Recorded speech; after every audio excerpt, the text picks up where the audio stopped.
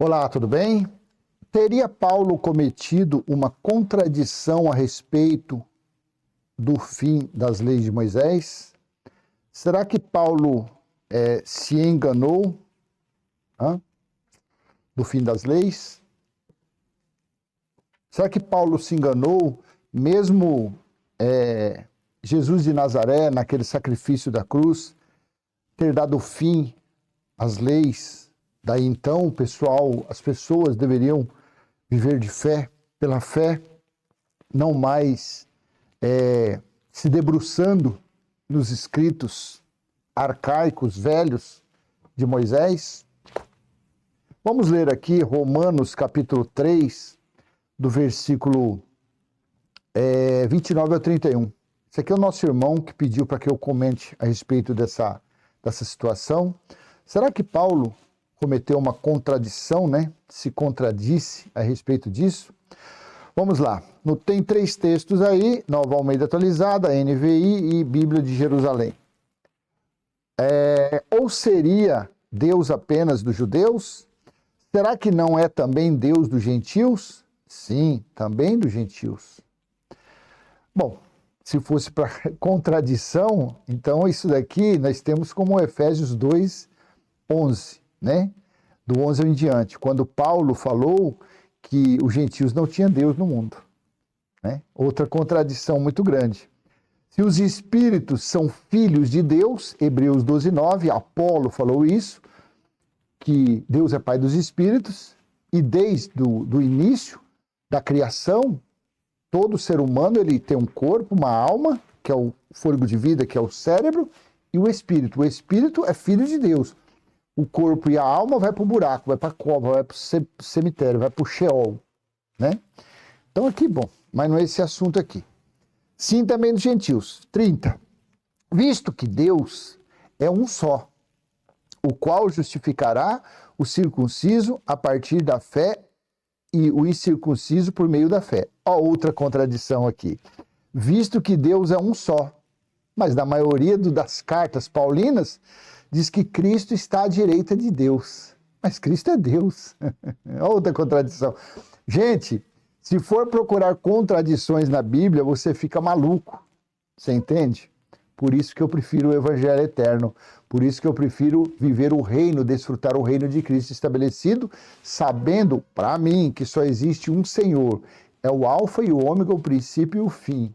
Ele é tudo em todos. Ele sempre existiu e sempre existirá. Ele é o que está em Isaías capítulo 45, do versículo 5 ao 7. Só há um Senhor. Além de mim não há outro. É isso que eu acredito. Então você vê, em 2 versículos, olha quantas contradições, né? Paulo não fala várias passagens, lá em Filipenses mesmo, acho que é Filipenses, né? Deixa eu ver aqui. Filipenses capítulo 3, versículo 1. Vamos lá, ver como que está aqui, ó. Quanto ao mais, meus irmãos, alegrem-se no Senhor. Escrever de novo as mesmas coisas não é um problema para mim e segurança para vocês. Eu acho que eu errei, eu acho que é Colossenses, capítulo 3, versículo 1. Colossenses 3, 1. Vamos ver se é aqui. Portanto, se vocês foram ressuscitados juntamente com Cristo, busquem as coisas lá do alto, naquela época, onde Cristo vive assentado à direita de Deus. Olha outra contradição. Gente, então claro que eu não acredito que essas contradições foi cometidas por Paulo. Claro que não.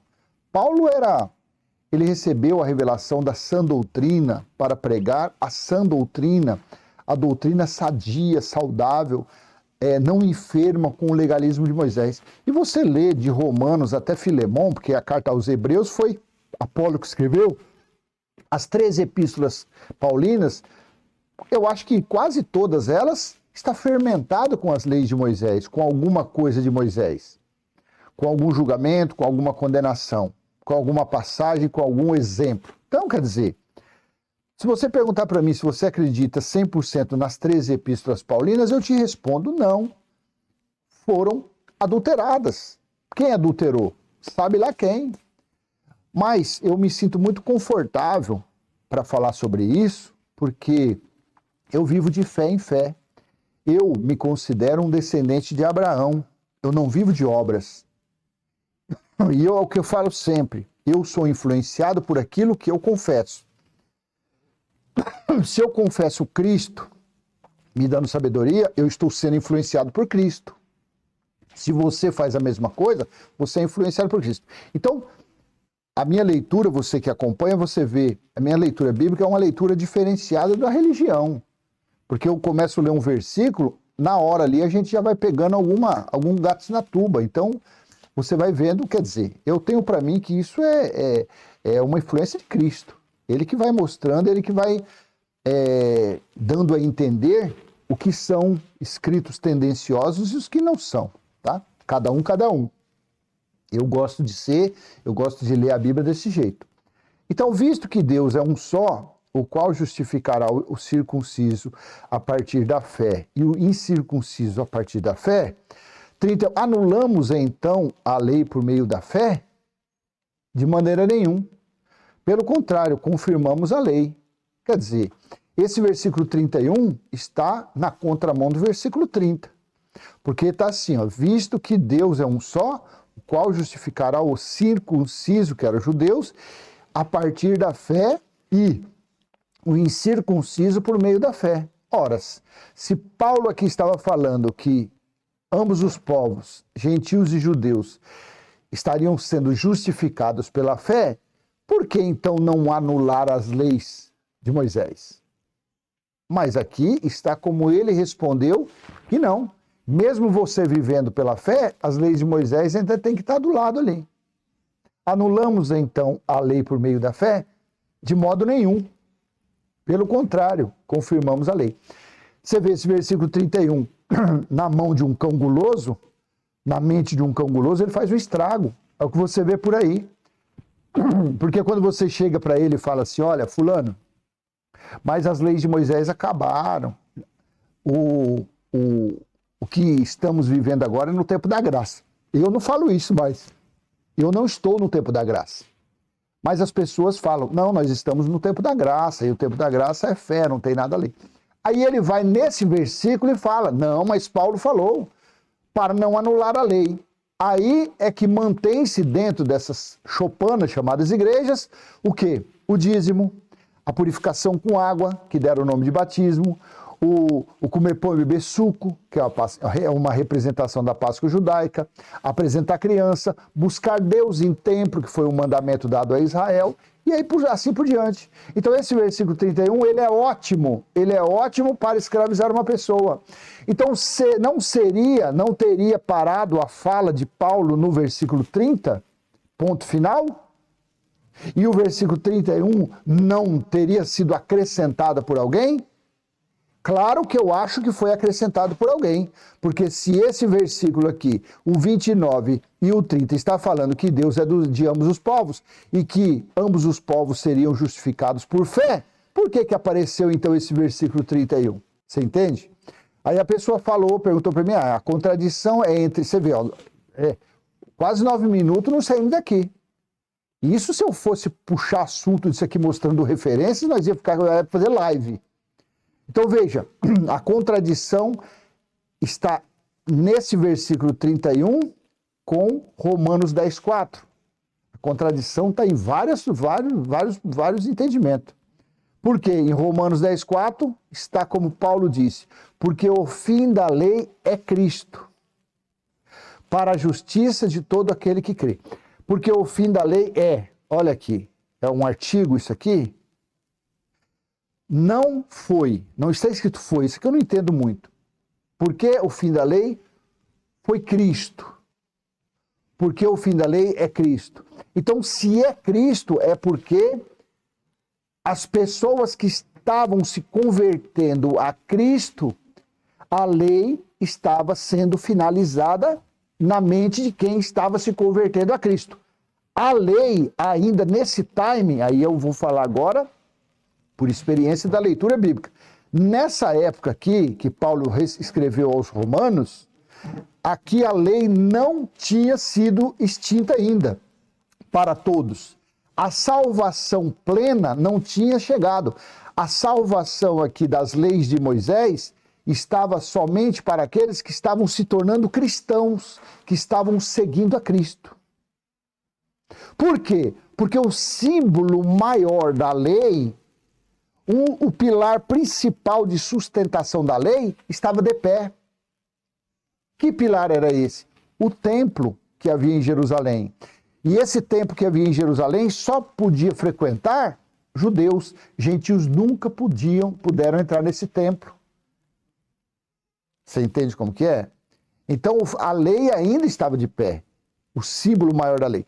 Porém, porque o fim da lei é Cristo. Então, para você que está se convertendo a Cristo, você, judeu, você está sendo livre, você está sendo salvo das trevas, da escravidão, da morte, das leis de Moisés. E aqui vamos dizer que ele estava escrevendo isso para os gentios. Gentios, vocês que estão conhecendo Cristo, vocês estão sendo salvos de não se tornarem prosélitos. O que era ser um prosélito? Gentil, povo não judeu, pessoa não judeu, que começava a praticar as obras de Moisés. Então, quando a pessoa, um gentil, um incircunciso, começava a praticar obras de Moisés, ele era um prosélito.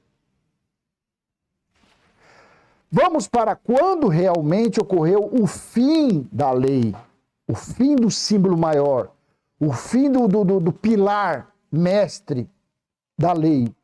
Apocalipse capítulo 12, versículos 7 ao 10. Então estourou a guerra no céu, então estourou a guerra em Jerusalém. Miguel e os seus anjos lutaram. Miguel foi o exército romano, lutaram contra o dragão. Também o dragão e os seus anjos lutaram, o sinédrio, os seguidores de Moisés. Versículo 8. Mas não conseguiram sair vitoriosos e não havia mais lugar para eles no céu. O dragão e os seus anjos lutaram, mas não conseguiram. Porque quem venceu a guerra de 69 à metade do ano 70? Os gentios, o exército romano. Versículo 9. E foi expulso o grande dragão, vírgula, a antiga serpente, vírgula, que se chama Diabo e Satanás. Qual o significado da palavra diabo e Satanás? Adjetivo para acusador, opositor, adversário, traidor, mentiroso. As leis de Moisés, que acusava, que matava, que escravizava. Ele foi atirado para a terra e com ele os seus anjos. Olha o versículo 10. Então ouvi uma voz forte do céu proclamando, abre aspas, olha aqui, ó, agora veio a salvação. Você entende? Que Romanos 10:4, a salvação plena ainda não tinha sido estabelecida, não tinha vindo ainda. Mas quando houve a guerra entre os romanos e os judeus, quem saiu vitorioso? Os romanos. E o que aconteceu no período entre o ano 66 na Judéia, quando começou os primeiros conflitos, até a metade do ano 70. Na metade do ano 70, o templo foi derrotado, destruído, aniquilado pelo o fogo do zelo de Deus, como está em Sofonias, capítulo 1, do versículo 7 ao 18. Pelo fogo do zelo de Deus, todas as coisas serão destruídas. O que foi destruído? O templo. Na metade do ano 70, diz que o fogo, aquele fogo foi tão intenso que derreteu até o baldrame, até o alicerce do templo. E o templo, que era o pilar principal, ali era a lei, ali eram levados dízimos, mantimentos, ofertas, ali eram praticados votos, sacrifícios, holocaustos, ali era praticado tudo a respeito do judaísmo, ali eram feitas orações, ele tinha os locais, ali as cadeiras para os seguidores de Moisés sentarem, aquele negócio todo ali. Só judeu. Acabou, foi abaixo. Por isso que ele falou, agora veio a salvação. O poder e o reino do nosso Deus, Apocalipse 11:15, e a autoridade do seu Cristo, pois foi expulso o acusador de nossos irmãos, o mesmo que os acusa de dia e de noite diante do nosso Deus. Quem é que acusava os judeus? Porque aqui os irmãos, João estava falando dos judeus. Quem acusava os judeus? Não era o diabo e o Satanás, que era adjetivo de acusador? Quem era esse? João 5:45. Não pensem que eu os acusarei diante do Pai. Jesus falou, não pense que serei eu o acusador de vocês. Quem acusa vocês é Moisés, em quem puseram a sua esperança. Acusador, opositor. Veja o que as leis de Moisés faziam. Hebreus capítulo 2, versículo 14 e 15. Olha aqui, ó. Visto, pois, que os filhos têm participação comum de carne e sangue, também Jesus igualmente participou dessas coisas, para que por sua morte destruísse aquele que tem o poder da morte, a saber, o diabo. O diabo, quem era o diabo? As leis de Moisés. O que as leis de Moisés faziam? Matava e, no versículo 15, e livrasse todos os que pelo pavor da morte, pelo pavor do diabo, estavam sujeitos à escravidão por toda a vida. Então, Paulo falou em Romanos 10,4, o fim da lei foi Cristo. Apolo falou nessa situação aqui, que o diabo teve fim. Só que o pilar, a sustentação principal, ainda estava de pé. Quando chegou a sentença do dia do Senhor, quando chegou a sentença do final, o veredito foi esse. Apocalipse capítulo 21, versículo 3. Vou ler 3, 5 e 6 para ficar curto o vídeo. Na NVI, Apocalipse 21, 3. Ouvi uma forte voz que vinha do trono e dizia: agora o tabernáculo de Deus está com os homens. Eis a tenda de Deus com os homens, espiritual. Acabou o tempo de pedra, acabou o símbolo maior de Moisés, acabaram-se as leis de Moisés. E o tabernáculo de Deus está com os homens, está no entendimento. Com os quais ele viverá, eles serão os seus povos, o próprio Deus estará com eles e será o seu Deus. Versículo 5, cadê aqui que eu separei? Versículo 5 e 6. Aquele que estava sentado no trono disse: estou fazendo nova todas as coisas. Estou fazendo nova todas as coisas.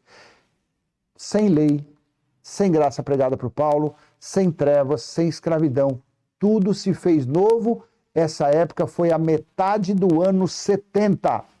Já vão fazer 2000 anos que todas as coisas foram feitas novas. 6. Disse-me ainda, está feito. Elas se realizaram. Tudo está feito. Por quê? Eu sou o alfa e o ômega, o princípio e o fim. Pronto, é isso. Então a contradição está, de repente, no entendimento. A contradição está, de repente, num versículo acrescentado. Porque se no versículo 29 e 30 de Romanos 3, Paulo falou de um jeito, e no versículo 31 ele colocou a lei em evidência, claro que não foi Paulo que cometeu essa contradição. Como ele iria usar Romanos 10,4 para falar que o fim da lei foi Cristo? Ora, as bolas. Então, é aquele negócio, não adianta você, de repente, falar tudo que está escrito na Bíblia é verdadeira. Claro que não. Tudo que está na Bíblia é inspiração. Claro que não. Foi inspirada por Deus? Claro que não. Mas graças a Deus que no decorrer da nossa leitura, falei no início, vou finalizar o vídeo falando isso, graças a Deus Cristo a cada dia mais tem nos mostrado, tem nos dado sensibilidade para identificar essas coisitas que eu não considero contradição, eu considero como um acréscimo, como alguém tendencioso foi lá e escreveu aquilo ali e colocou na conta de Paulo, tá bom? Teria Paulo cometido uma contradição a respeito do fim das leis de Moisés? Na minha opinião, não. Quem cometeu isso foi algum gatuno que colocou lá para ficar explorando as pessoas. E claro que eu vou pedir para você, se possível, ó, curtir, comenta, compartilha, se inscreva, ative o sininho e até a próxima, se assim o Pai do nosso Espírito permitir. Um abraço, tchau, tchau.